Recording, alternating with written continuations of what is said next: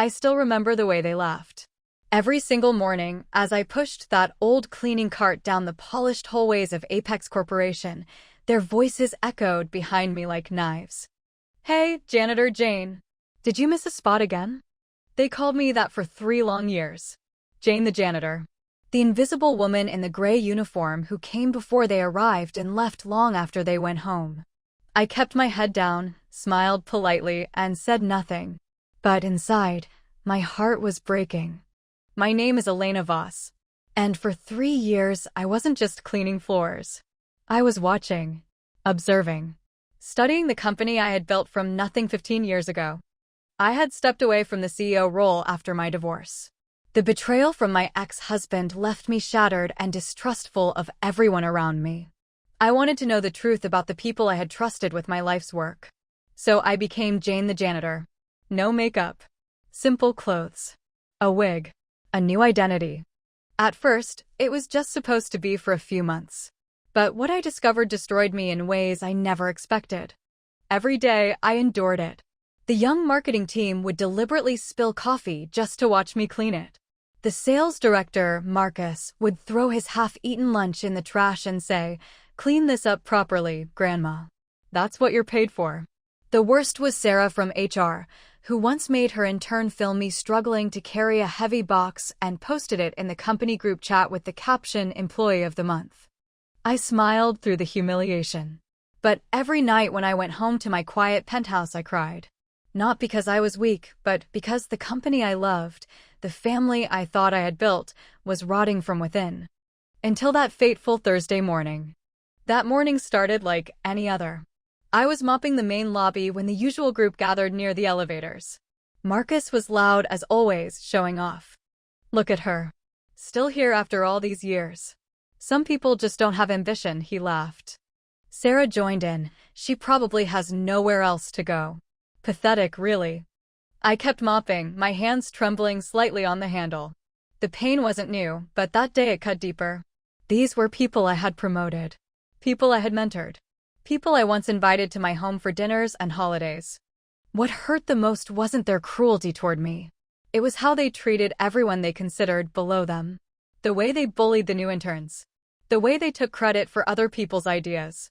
The way they laughed about scamming clients for bigger bonuses. I had built Apex to be better than this. As I pushed my cart toward the executive floor, I heard footsteps behind me.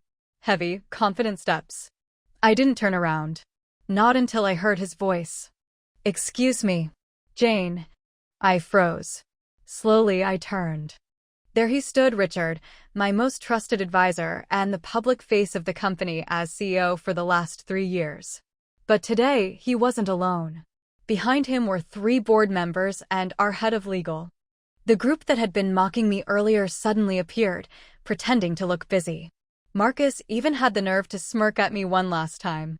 Richard looked at me with gentle eyes and spoke softly, "Elena, I think it's time." The entire lobby went silent. I took a deep breath, removed my wig, and let my real hair fall down. I stood straighter. The woman they had mocked for years was gone in seconds.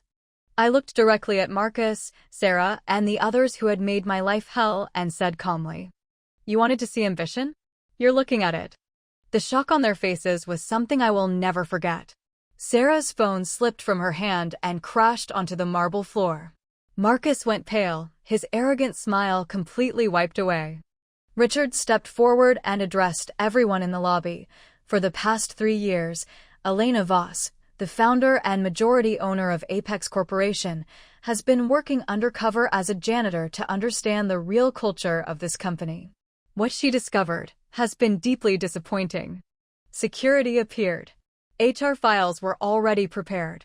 In front of the entire company, the worst offenders were escorted out that same morning. Marcus, Sarah, and 5 others who had led the toxic behavior were terminated immediately for creating a hostile work environment. I didn't scream. I didn't gloat. I simply stood there and watched as the people who had broken my spirit finally faced the consequences of their actions. Later that afternoon, I called an all-hands meeting. No longer in a janitor's uniform, but in the elegant black dress I used to wear. I looked at the remaining employees and spoke from the heart. I didn't come back to destroy. I came back to save what I built. Kindness isn't weakness. Respect isn't optional. The way you treat the person cleaning your floors says everything about your character. 3 years of pain. 3 years of silence. 3 years of being invisible.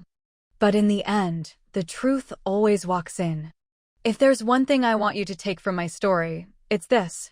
Never judge someone by the uniform they wear or the job they do. The person you're mocking today might be the one who holds your future in their hands tomorrow. Be kind. Always. Because karma doesn't always come wearing a suit. Sometimes, she comes pushing a